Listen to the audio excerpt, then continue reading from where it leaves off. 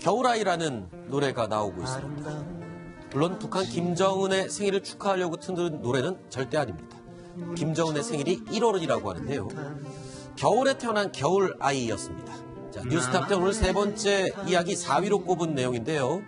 김정은의 생일과 무관치 않습니다. 지금은 말로써 큰 소리를 칠 뿐 잠시 관망 모드를 보이고 있는 김정은입니다만 과거 사례를 보면 김정은 생일이 있는 1월을 전후해서 도발이 자주 있었습니다. 그래서 1월 위기설이 다시 한번 모락모락 피어오르고 있습니다. 그 자초지정을 먼저 들어보겠습니다. 평화를 유린하고 안정을 짓밟는 침략자 도발자가 다름 아닌 미국과 괴뢰 호전광들이라는 것을 똑똑히 보여주고 있으며 지금 트럼프 패는 조선반도에서 위험천만한 핵도박을 벌여놓으면서 핵전쟁을 구걸하고 있다. 우리를 악마화하는 것은 우리에 대한 핵선제 공격의 구실을 마련하자는 데 있으며 핵전쟁의 전주국이라고 말할 수 있다.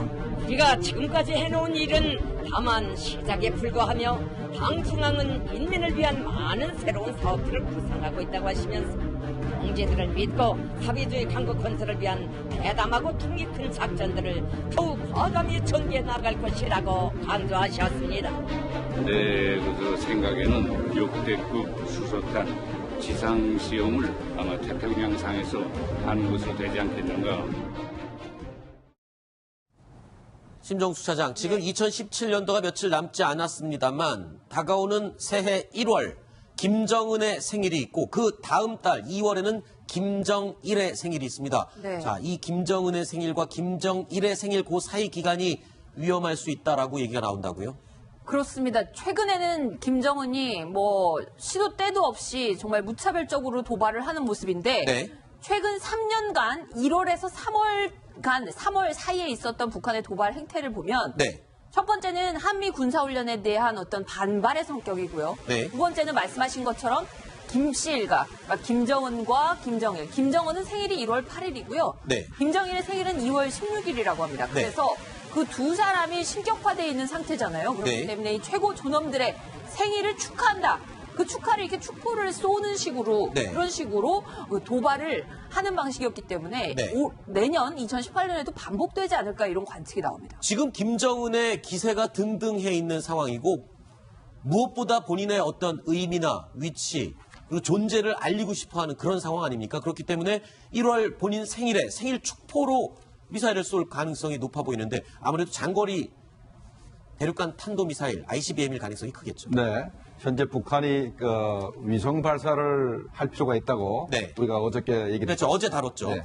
북한이 쏘는 이 로켓은 은하라고 그러죠. 은하라고 네. 그러고 거기에 위성은 광명성입니다. 네. 그러면 은하는 김정은이고 네. 광명성은 자기 아버지입니다. 네. 그러니까 아버지 이름을 가진 위성을 아들 이름으로 쏘는 거죠. 네. 그러면 그게 아들 생일하고 김정은 생일하고 네. 아버지 생일하고 아. 그 사이가 쏘기가 가장 적당하지 않겠습니까? 아. 그러면 분명히 2월 8일 아니면 네. 2월 16일쯤에서 위성 발사를 가장한 네. 장거리 미사일을 발사할 가능성이 굉장히 높다 생각이 듭니다. 네. 근데 왜 그러면 이 사람들이 내세우는 거는 정지궤도 위성하면 내세우는데 왜 네. 그러냐면 자기들은 위성을 벌써 2번 쐈다고 거짓말을 했습니다. 네. 2012년도 12월에 위성을 한번 쏴서 지구궤도를 돌고 있다 거짓말 한번 했고 네. 또 작년도 2월 달에 샀을 때도 위성이 지구궤도를 돌고 있다가 거짓말을 해놨는데 네. 근데 왜 위성이 없지 않습니까? 네. 그럼 지금 위성 발사한다 그러면 창피하잖아요. 거짓말 나게 드러나니까. 그래서 이번에는 분명히 정지궤도 위성을 쏜다 그러면서 위성을 쏠 겁니다. 아, 그렇군요. 이 해석은 또 굉장히 재밌습니다. 광명성과 은하, 발사체와 이 위성체 두 가지가 김정일과 김정은을 의미하기 때문에 그 두 사람의 생일 사이에 뭔가 쏘기 좋을 것이다. 글쎄요, 김정은도 똑같은 이런 생각을 속으로 하고 있을지 모르겠습니다. 이런 가운데 2월과 관련된 이야기도 또 재미있는 게 있습니다. 1월에 위기설이 모락모락 김이 오르고 있는 이 상황에 2월에는 김정은이 또 이상한 노림수를 보이고 있습니다. 평창 동계올림픽에 여동생 김여정을 보낼 수 있다. 이런 얘기가 나오고 있는데요. 사실 김여정은 최근 그야말로 평양의 실세로 하늘 높이 날아오르고 있는 그런 상황이죠. 당중앙위원회 정치국 위원 후보위원들을 보관 보선하였다. 최희동지, 박태동 동지, 김유정 동지, 김유정 동지,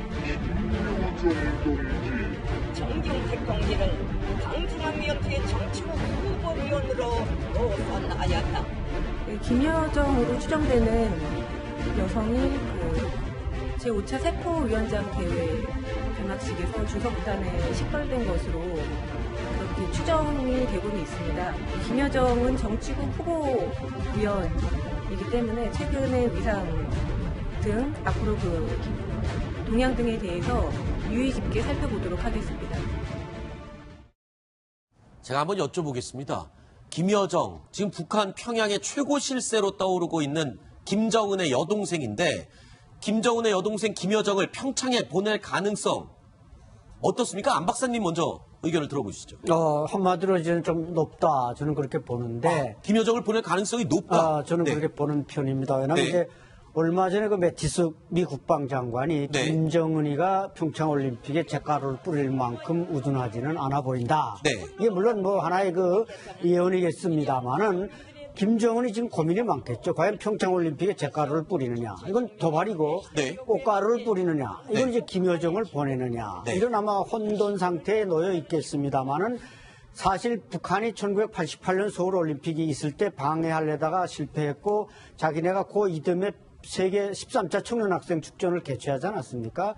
따라서 김정은으로서는 지금 서울에서 평창에서 거대한 인류의 축제가 열리는데 자기네가 소외되어 있다. 이거 대단히 지금 우울증이 올 상황이니까 김여정을 딱 등장시켜서 네. 뭔가 컨셉을 네. 바꿔보겠다. 아하. 이런 데는 아마 하나의 지렛대로서 김여정을 파견할 수 있다는 거죠. 김종국 실장님은 어떻게 보십니까? 지금 김여정을 보낼 가능성이 있다고 보십니까? 자, 북한이 일단 평창 올림픽에 올 거냐는 부분인데 네. 물론 패럴림픽에는 올 가능성도 조금 있죠. 네. 그러나 평창 동계올림픽에는 올 가능성이 저는 낮다고 생각하는 것이 아하.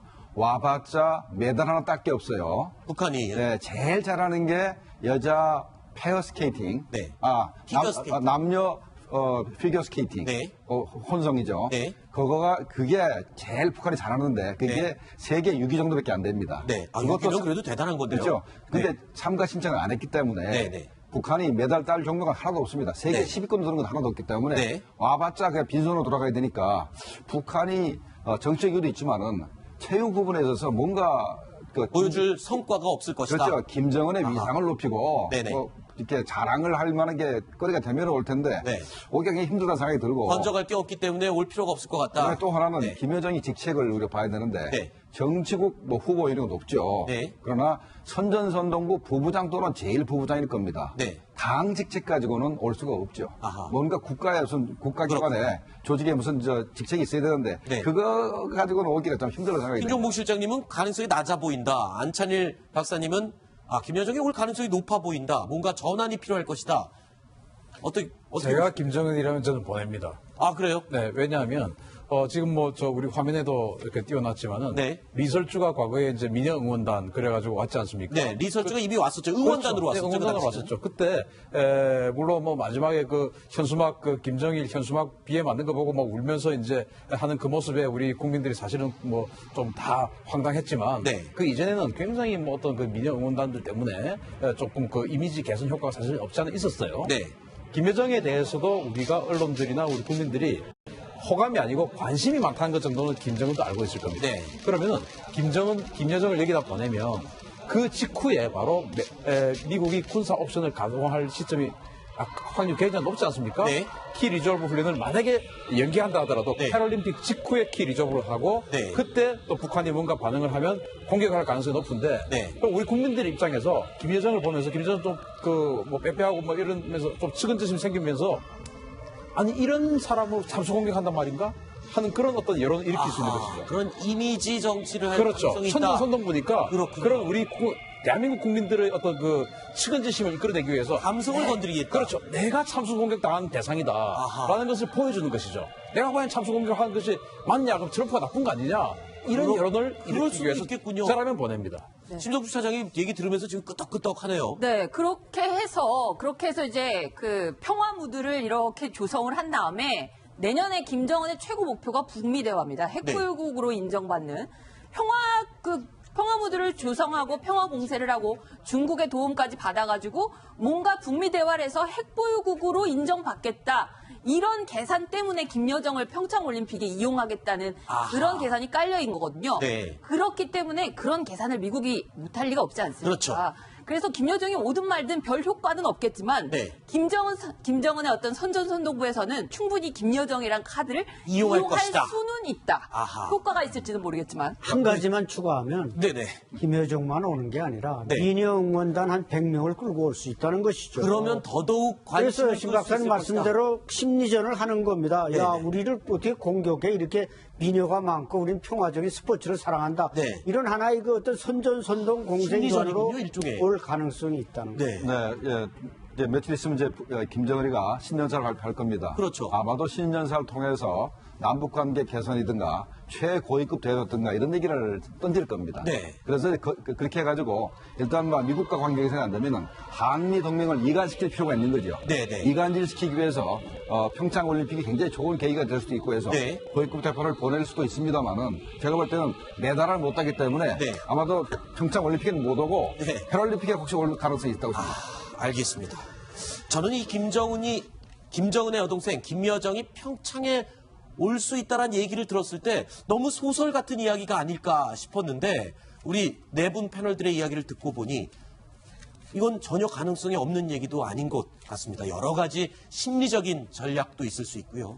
현실화될 가능성도 있어 보이는 그런 이야기였습니다.